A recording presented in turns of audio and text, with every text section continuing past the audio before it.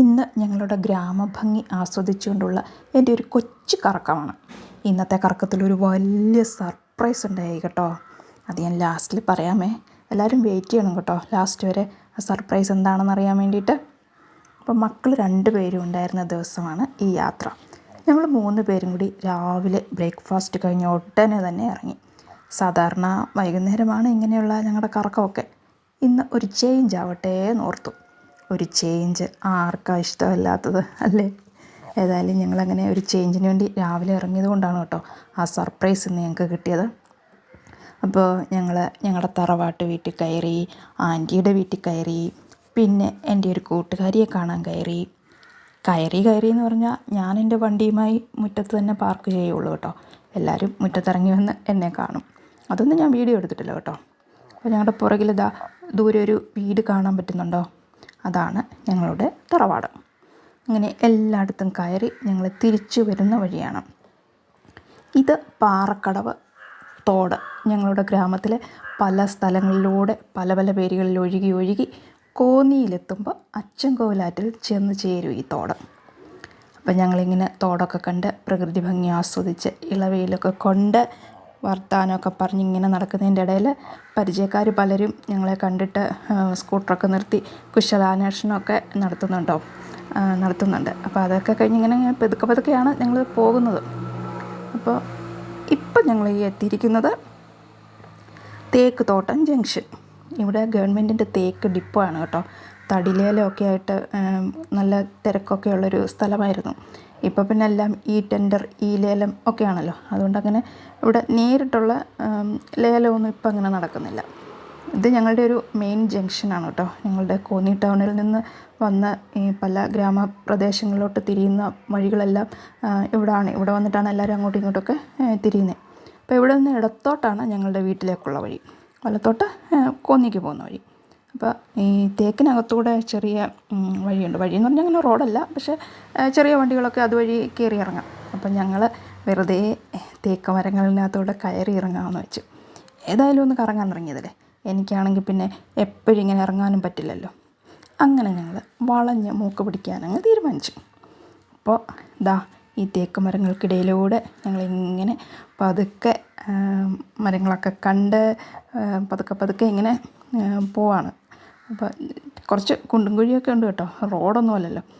Wheelchair കുഴപ്പമില്ല, നമുക്ക് പോകാം. ഇടയ്ക്ക് ഇച്ചിരി അങ്ങോട്ടും ഇങ്ങോട്ടും ഒന്ന് ചാഞ്ഞും ചരിഞ്ഞൊക്കെ പോകുന്നുണ്ടെന്നേ ഉള്ളൂ, പ്രശ്നമൊന്നുമില്ലായിരുന്നു. അപ്പോൾ ഞങ്ങളങ്ങനെ ആ തേക്കിനകത്തൂടെ വന്ന് ഞങ്ങൾക്ക് പോകാനുള്ള ഞങ്ങളുടെ മെയിൻ റോഡിൽ എത്തി. അപ്പോഴാണ് ആ സർപ്രൈസ്. ഞങ്ങളുടെ വീട്ടിലേക്ക് തിരിയാനുള്ള ജംഗ്ഷനിൽ ഒരാൾക്കൂട്ടം. എന്താണെന്നോ? സിനിമ ഷൂട്ടിംഗ് ആണ്. അപ്പോൾ ഏകദേശം 1 മാസത്തോളമായിട്ട് ഞങ്ങളുടെ ഈ മനോഹരമായ ഈ ഗ്രാമത്തിലും പരിസര പ്രദേശങ്ങളിലുമായിട്ട് ഷൂട്ടിംഗ് നടക്കുന്നുണ്ട്. അപ്പം നേരത്തെ ഞങ്ങളുടെ ഇവിടെ സിനിമയൊക്കെ ഷൂട്ടിങ്ങൊക്കെ ചെയ്തിട്ടുണ്ടായിരുന്നു. ഈ മാളികപ്പുറമൊക്കെ ഞങ്ങളുടെ ഗ്രാമത്തിൽ ഷൂട്ടിംഗ് നടത്തിയ സിനിമകളാണ് കേട്ടോ. അപ്പോൾ ഇപ്പം നടക്കുന്ന ഷൂട്ടിങ് പ്രശസ്ത പരസ്യ ചിത്ര സംവിധായകനും മമ്മൂട്ടിയുടെ പരോൾ എന്ന് പറയുന്ന സിനിമയുടെ സംവിധായകനുമായ ശ്രീ ശരത് സന്ദിത്ത് സംവിധാനം ചെയ്യുന്ന HT5 എന്ന സിനിമയാണ്. അതിൻ്റെ ഷൂട്ടിങ്ങാണ് ഇപ്പം നടന്നുകൊണ്ടിരിക്കുന്നത്. അപ്പോൾ ഇതിൻ്റെ ന്യൂസും കാര്യങ്ങളൊക്കെ നമ്മൾ കാണുന്നുണ്ടായിരുന്നു. ഷൂട്ടിങ്ങൊക്കെ നടക്കുകയാണെന്നൊക്കെ അറിയുന്നുണ്ടായിരുന്നു. പക്ഷേ നമ്മളിങ്ങനെ കാണാൻ പറ്റുമെന്ന് തീരെ വിചാരിച്ചില്ല. അപ്പോൾ ഞങ്ങളിങ്ങനെ അടുത്തോട്ട് വരുമ്പം ഈ ഷൂട്ടിങ് തുടങ്ങിയിട്ടില്ല, അതിൻ്റെ ഒരുക്കങ്ങളൊക്കെ അവിടെ നടക്കുകയാണ്. അപ്പോൾ ആൾക്കാരെയൊക്കെ അവരിങ്ങനെ ഒതുക്കിയൊക്കെ നിർത്തുന്നുണ്ട്. അപ്പോൾ ഈ അഭിനേതാക്കളെ ആരെയെങ്കിലും കണ്ട ഒരു ഫോട്ടോ എടുക്കാൻ പറ്റുമോ എന്നൊക്കെ ഞാനിങ്ങനെ പിള്ളേരോട് പറയുന്നുണ്ട്. അപ്പോൾ അവർക്കത് കേട്ടിട്ട് ഭയങ്കര ചമ്മല്.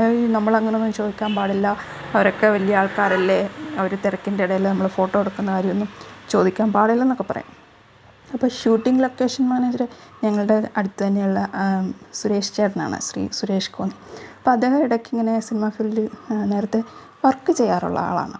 അപ്പം സുരേഷ് ചേട്ടൻ വഴി അവരെ കൊണ്ട് ചോദിച്ചൊരു ഫോട്ടോ എടുക്കാൻ പറ്റുമോ എന്നാണ് ഞാനിങ്ങനെ വിചാരിക്കുന്നത്.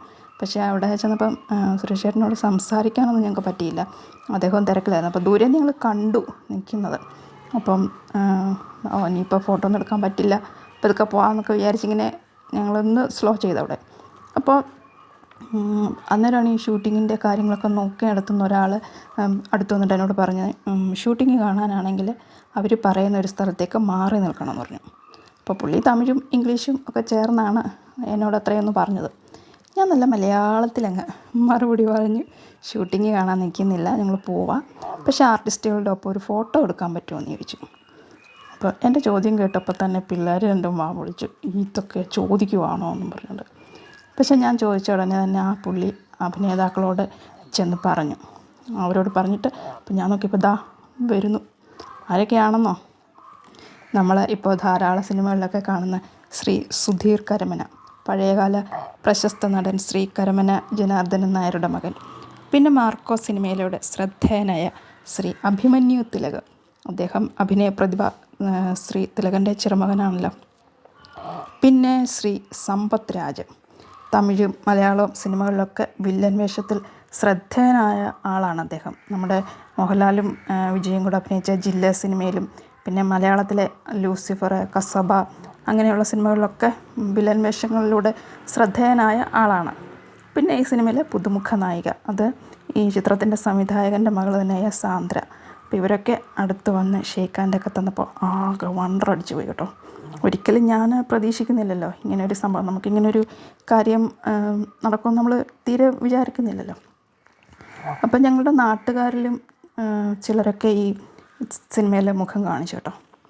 അപ്പോൾ ഏതായാലും ഈ ആർട്ടിസ്റ്റുകളുടെ കൂടെ നിന്ന് ഒരു ഫോട്ടോ ഒക്കെ എടുത്തു. അപ്പോൾ ഫോട്ടോ എടുത്തു കഴിഞ്ഞ് പിന്നെ ഞങ്ങൾ വേഗം തന്നെ അവരുടെ ഫീൽഡിൽ നിന്ന് ഇനി മാറി, അവർക്ക് അവിടെ പല ഒരുക്കങ്ങൾ നടത്തണ്ടേ അല്ലേ. അപ്പോൾ ഞങ്ങളങ്ങനെ വീട്ടിലേക്ക് വരുമ്പോൾ ദാ ഇവിടെ കടയിൽ കയറി ഐസ്ക്രീമൊക്കെ വാങ്ങിയിട്ടാണ് ഞങ്ങൾ പോയത്. അങ്ങനെ ഒരു അടിപൊളി ദിവസമായിരുന്നു എനിക്ക്, ഒത്തിരി സന്തോഷം.